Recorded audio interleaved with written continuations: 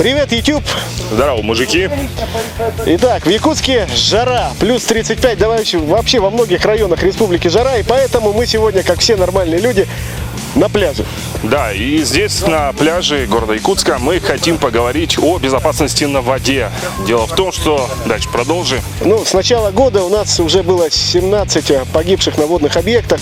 Среди них, к сожалению, на поиски якутские водолазы выезжали даже на поиски 2 детей. Это самое печальное, когда погибают совсем маленькие или молодые люди. В группу риска входят также и охотники и рыболовы особенно во время разлива большой воды или во время рыболовного и охотничьего сезона. И поэтому сегодня мы поговорим о том, как вести себя на воде, чтобы вернуться домой живыми и здоровыми. Целыми и невредимыми.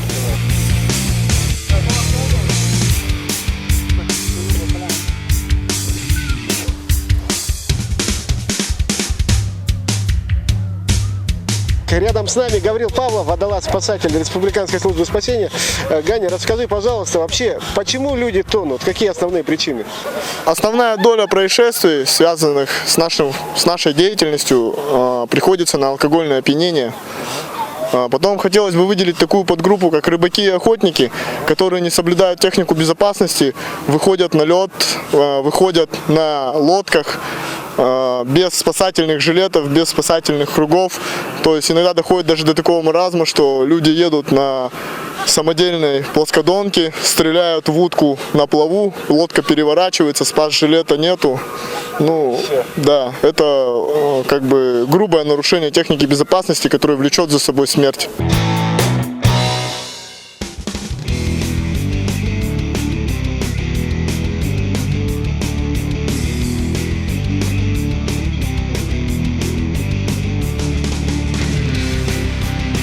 Мы сейчас узнаем об особенностях рек и вообще водной среды Якутии. Андрей, просто расскажи, какая особенность, какая температура в реках и водах Якутии? Температура в реках водах в Якутии, верхняя вода составляет где-то с 15 до 20 плюсовая, а нижняя где-то 10-8 и даже доходит до вечной мерзлоты на больших глубинах, ямах. Вот в этих и с радостью мы спускаемся в таких глубинах. Андрей, расскажи, пожалуйста, вообще, насколько сложно вести поиск? В Якутии у нас вода захламленная, видимость вообще нулевая. И плюс бывает на реках большое течение. Вот. И видимость вообще не бывает нулевая. То есть на ощупь? На ощупь мы работаем и на ощупь все это находим и достаем из-под воды. Ну, мы с Сережкой уже одели гидрокостюмы и сейчас попробуем с помощью нашего друга Гоши деревянного. Гоша, дай лапу, Гоша, мне. Да, лапа его внизу, их очень сложно разогнуть. Мы попробуем сейчас с помощью Гоши все-таки на себе испытать, каково это вести поиск в этих условиях, в мутной воде. Видите, вот руки мои видны едва ли уже.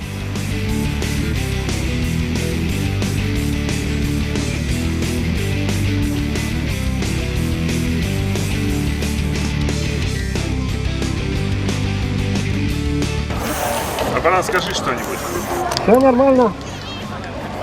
Самочувствие отличное, настроение бодрое.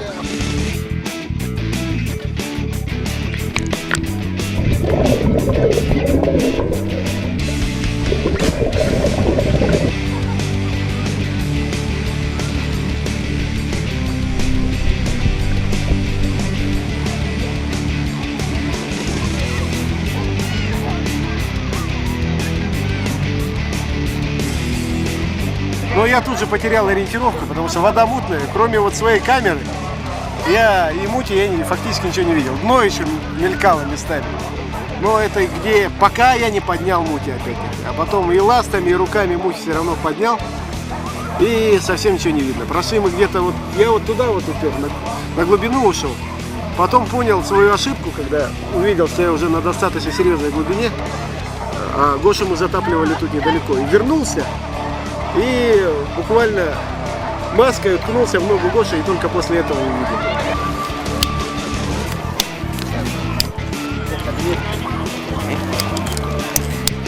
Так, насколько интересно, сколько сейчас на мне килограмм-то, что-то по ощущению? 30, да? 29.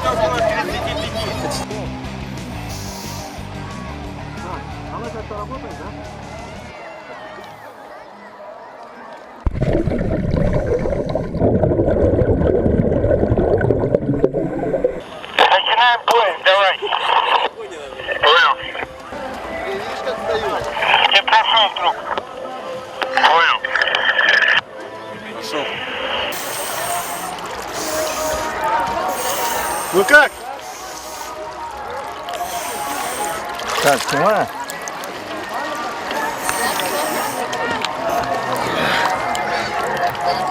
Отлично. Прекрасное ощущение, но, блин, я снимаю шляпу, в данном случае маску, перед вообще водолазами службы спасения, потому что мне было очень трудно ориентироваться на дне. Я практически не видел на расстоянии вытянутой руки. У меня была очень простая задача. Я с берега и практически до самого момента погружения видел цель, примерно где она находится. Зайдя в воду, я попал в комнату с выключенным светом. Было светло, да, я видел руки, но я не видел никаких ориентиров. Я его руками нащупал. Причем, кстати, я его руками нащупал и подумал то, что ну и ладно, короче, типа закончилось все, можно там плыть. Сказали, хватай и тяни. Я был на дне, ну и действительно посмотрел, насколько это трудно. То есть случайных людей в этой службе не бывает.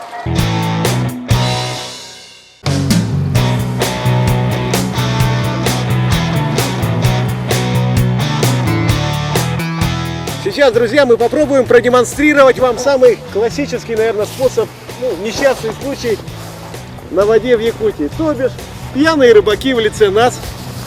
Один из них без спасательных средств, это Ганя Павлов, наш водолаз. Перевернуться на лодке. Вода здесь относительно холодная. И мы попробуем из этой ситуации выбраться с помощью Гани. И он нам опишет, как себя, соответственно, вести. Готов?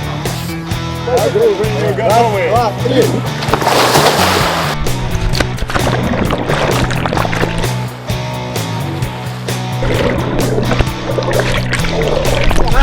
Водичка досветная, ребята. Ну вот, мы в воде. Ганя, дальше первые действия после переворота лодки. Ну, первые действия — это постараться максимально сохранить спокойствие, постараться не наглотаться воды в первую очередь, успокоиться, скинуть с себя сапоги, если они имеются, скинуть с себя вещи, которые могут утянуть вас на дно, и держать за лодку, если есть такая возможность, держаться за лодку, подгребать к берегу. Ну, то есть это, по сути, если работает только если лодка резиновая, да? Да. Если корпус, ребята, если вы не жалеете, пеняйте на себя. Так, ну вот мы видим, Серега довольный, плавает, ну и мне, в принципе, комфортно. А вот тебе, Ганя, как? Ну, мне приходится маслать. Ну, особо хочется отметить, конечно, костюм поплавок. А на суше он смотрится как обычный демисезонный охотничий, ну или туристический костюм. Здесь в воде его возможности трудно переоценить, потому что действительно, если устал, если какая-то еще ситуация, я вот, например, должным образом не сконцентрировался и все-таки немножко глотнул воды. Это большая ошибка, и меня можно как пример поставить. В первые секунды я немножко потерялся. Да, можно так сказать. Я немножко потерялся, но сейчас чувствую себя прекрасно. Тем более, кстати, этот костюм, чем примечателен? В воде, даже если она очень теплая, там 20-25 градусов, может быть даже 30, все равно теплопотери огромные. И этот костюм сохраняет тепло. Спасательный жилет, в принципе, все им когда-либо пользовались, все знают, что это такое. Но, конечно, он держит на плаву. Причем это не спасательный жилет, это страховочный жилет. Всегда помните эту разницу. Если спасательный жилет может держать на плаву до нескольких суток даже, страховочный это 20, ну максимум 40 минут. Этот страховочный жилет, да, он удерживал меня на плаву, голова была всегда над водой. Но в то же время стоило встать вертикально, то есть опустить ноги вниз, ноги у меня тут же начинало подмерзать, и даже, в принципе, мог быть какой-то, я не знаю, спазм, не спазм. То есть это все равно вот той защиты, конечно, он дает минимальную защиту, вы не утонете. Но вот так чувствовать себя комфортно, как Сережа со своим поплавком, невозможно. Теперь говори, давай, вот ты испытал себя, что называется, на месте множество вот этих людей, которые... Вставай. Множество людей, из-за которых у тебя и появляется работа. Вот скажи вообще, как тебе было в обычной одежде в воде находиться? Ну, первое, это то, что мне приходилось как бы применять очень много физических усилий, чтобы удержаться на плаву. Второе, у меня, ну, как костюм поплавок, или, например, это такой жилет, меня ничего не поддерживало, и мне было холодно, очень холодно. Ну, плюс к тому, что еще было без паники, я не нагружался воды. Ну это только потому, что ты водолаз, по сути, да? Вот в момент переворота даже я, по-моему, немного хлебнул. Ну, я, может, хлебнул. Поэтому я всегда ношу жилет. Все, итак, друзья, видите, вот, не надо одеваться так, одевайтесь хотя бы вот так. А еще лучше вон так.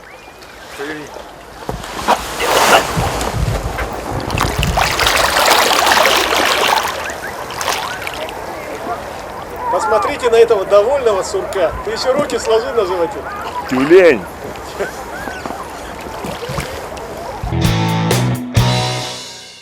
А я напомню, что мы все-таки на городском пляже. Люди отдыхают, загорают, купаются. И сейчас с водолазом-спасателем службы спасения Якутии Афонией Семеновым, моим тезкой, мы поговорим о том, почему люди тонут именно во время купания. Афоня, расскажи, вот в чем основная причина? Ну, основная причина тонувших — это люди, которые купались не отведенных специальных местах, то есть дикие пляжи, так называемые.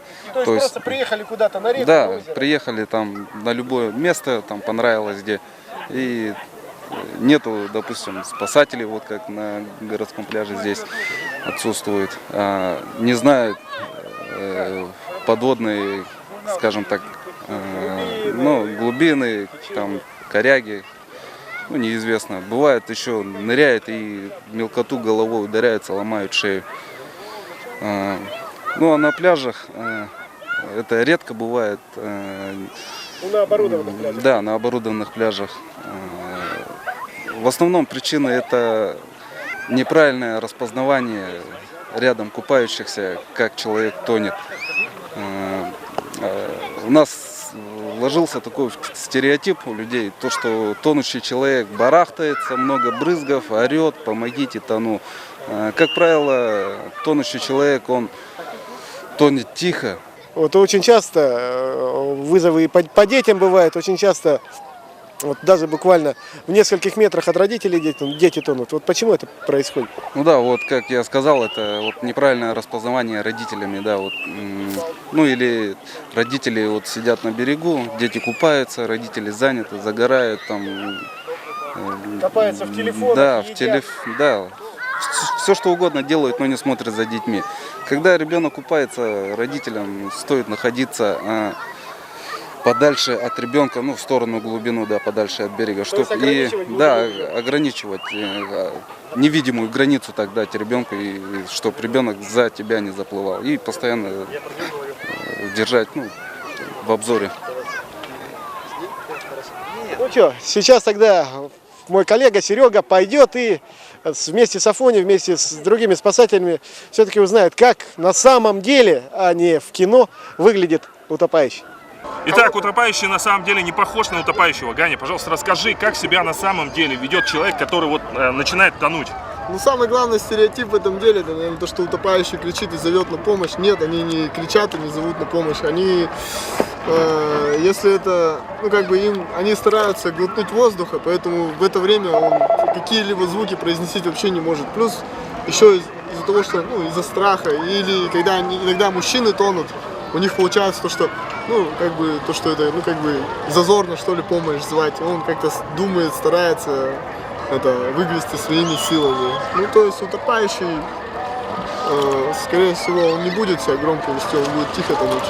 То есть это надо смотреть уже, ну, следить за действиями человека. То есть. Итак, ты примерно увидел утопающего человека, он ведет себя тихо.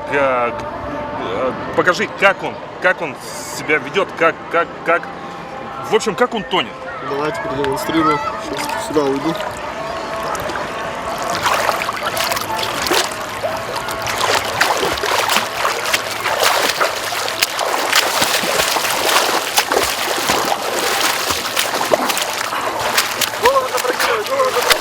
Ну вот, смотрите, как человек пытается сделать вдох. Он начинает вот так вот, ну, подрабатывать руками. Да, пытается, ну, это как бы эффект того, чтобы, ну, вот так вот толкнуться, да. То есть получается и учащенное дыхание, и он все равно уходит и оп, пытается, вот он хватается за это все. И в итоге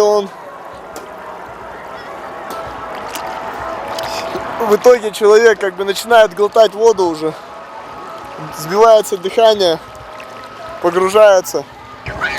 40 секунд примерно так. Аня, а вот сколько человек может продержаться, вот, учитывая, что вот в таком положении, с поверхностным дыханием, с запрокинутой головой, не умея плавать? От 20 до 40 секунд. То есть время реагирования для спасателей... Минимально. Леонидович, вот очень часто в панике люди что мешают спасателям их спасать, могут представлять опасность даже для человека, пытающего их спасти. Как вытащить тонущего человека из воды и при этом самому остаться живым? Мы примерно показываем на реальности. Вот у нас утопающие.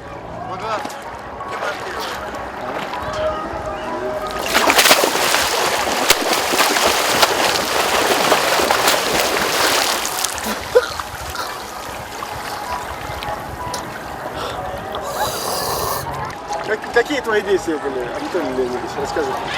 Ну, опытные спасатели отличаются от обычных людей. Что быстро распознают утопающего, хорошо умеют плавать, пользуются комплектами. То есть мы сейчас использовали комплект номер 1. Это нормальная экипировка нормального спасателя. При этом спасатель в такой экипировке должен как минимум хорошо плавать на дистанцию 200-300 метров. Вот. При этих навыках у него получается довольно-таки нормально подойти. Почему? Потому что ни волна, ни брызги не отвлекают его от точки достижения. Ну, это имеется точка достижения, то есть утопающий. Он определяет, заходит к нему сзади, ухватывает и начинает буксировать. Если возникает паника, то, как обычно, загубник легко выплевывается с рта, успокаивает человека спокойно. И уже с ним спокойно, что мы тебя взяли, помогли, спасаем, успокаиваю и начинает транспортировать. Но это только именно в активной фазе, пока человек не попали в легкие вода. Потом, когда человек может пойти уже, дело в том, что еще спасатель должен уметь не только доходить, потому что бывает, когда спасатель доплывает до точки, а пострадавший уже скрылся под воду, да? В таком случае спасатель должен нырнуть и уже ухватить его таким же самым макаром сзади, на себя, работая ногами, транспортировать его к точке. Это нормы, требования спасателей всех, которые должны проходить сертификацию. Поехали. Итак, Леонидович он только что продемонстрировал, как вытащить человека из воды, как подплыть к нему, как его спасти. Что делаем дальше? Давай, Серега. А сейчас делаем так. Мы сейчас Апанаса вытащим из воды по всем правилам вытаскивания из воды, чтобы это все было безопасно. Выволочим его на берег и там сделаем искусственное дыхание и все, что вернет Апанаса в жизнь. А то я какой-то живой. Живой. Пошли. Я падаю на тебя.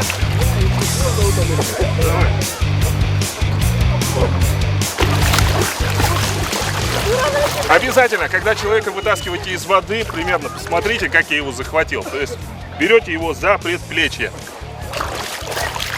а руки под мышками. Панас, ты, надеюсь, помыл подмышки? Не, зачем? Вот так вот, вместе.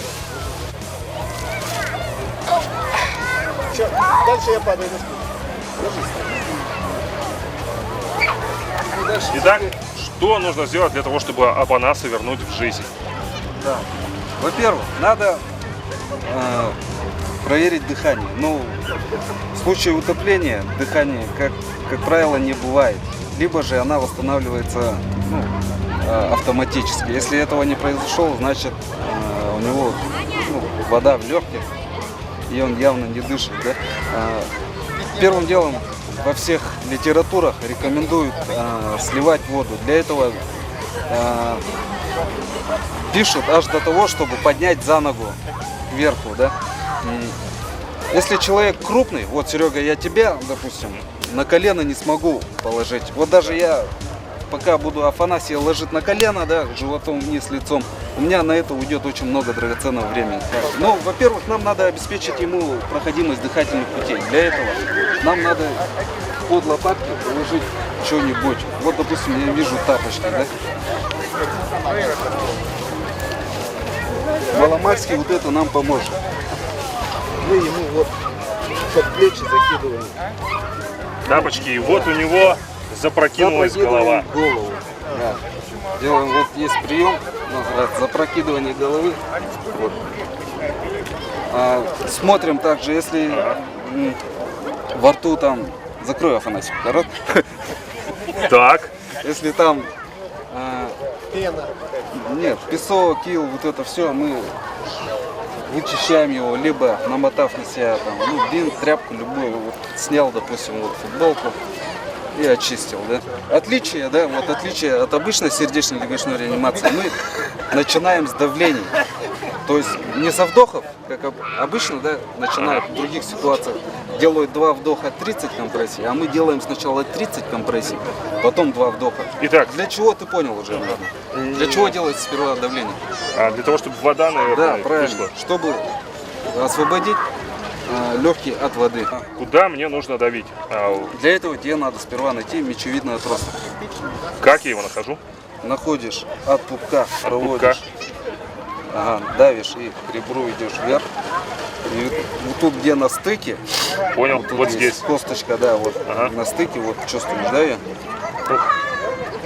Да, наверное, где-то здесь. Вот сейчас, вот она, вот. Панас, куда ты ее спрятал? Вот она. Вот. Вот, дави, чувствуй прямо. Ему не больно. Больно будет, Всё. скажешь. Ау. Ага. Да, Все, понятно. вот.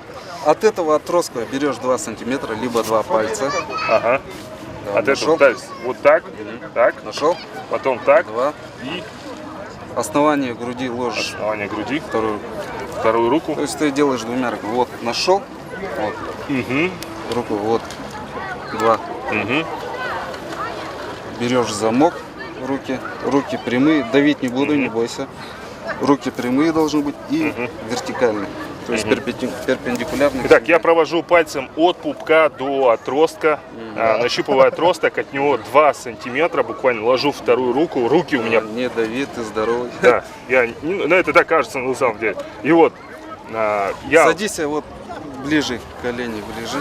так, ага, я занимаю удобную для себя позицию, Да, обязательно. руки в замок и прямыми. Перпендикулярно. То есть ты Да. должен еще А, чуть ближе а вот сейчас сюда. я на него надавлю.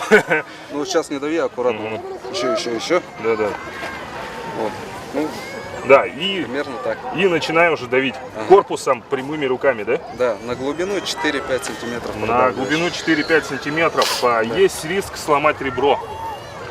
Если ты все сделал правильно, то среднему возрасту человека ты ребра не должен сломать. Отлично. Но даже, наверное, лучше одно сломанное или парочка сломанных ребер, чем, наверное, вообще не бытие, Чем да? спасенная, да, чем спасенная. Ну, то есть лучше спасти и сломать. Итак, с какой частотой и как я, например, начинаю давить? Глубина 4-5 сантиметров и как? Частота в минуту. То есть ты должен провести 3 цикла в минуту. Это около 100 компрессий за минуту ты должен делать. Ну, еще плюс у тебя время отводится на 2 вдоха. Итак, как?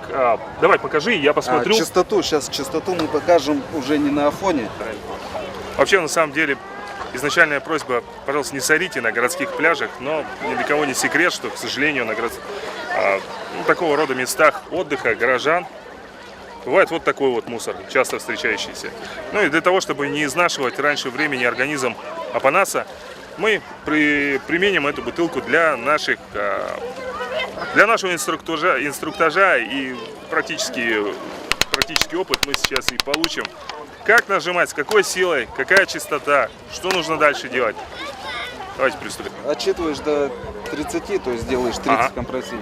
Счет ведешь вслух, чтобы, если... Все понял, не потеряться, Нет, сконцентрироваться. Ну да, или вот когда напарник второй, вот допустим, я буду делать И он... пострадавшему ну, как вентиляцию. Да? Я Ты до 30 сделал, остановился, делаю 2 вдоха, и ты продолжаешь еще раз. Сразу же, не снижая темпа, мы все это делаем для этого, и как раз мы вслух и произносим, да? Ну давай. Мы сейчас восстановим. Итак, Апанас, держись, мы идем на помощь. 1, 2, 3, 4, 5, 6, 7, 8, 9, 10, 11, 12, 13, 14, 15, 16, 17, 18, 19, 20, 21, 22, 23, 24, 25, 26, 27, 28, 29, 30. Делаю 2 вдоха Так. и продолжаешь. 1, 2, 3, 4, 5, 6, 7, 8, 9, 10, 1, 2, 3, 4, 5, 6, 7, 8, 9, 20, 1, 2, 3, 4, 5, 6, 7, 8, 9, 30. Ну, почувствовал, да, утомительный процесс. Да. После нескольких циклов человек начинает уставать. Если ты почувствовал, что ты устал, ты имеешь право прекратить компрессию. Если вас двое, за тебя продолжает второй. Ну, то есть меняете. То есть я меняю тебя, ты переходишь на вдохи. Делаем мы Максимально какое время. Вот. Время. Всех интересует вот этот вопрос. Мы вначале вызвали 0,3. Мы делаем до приезда 0,3.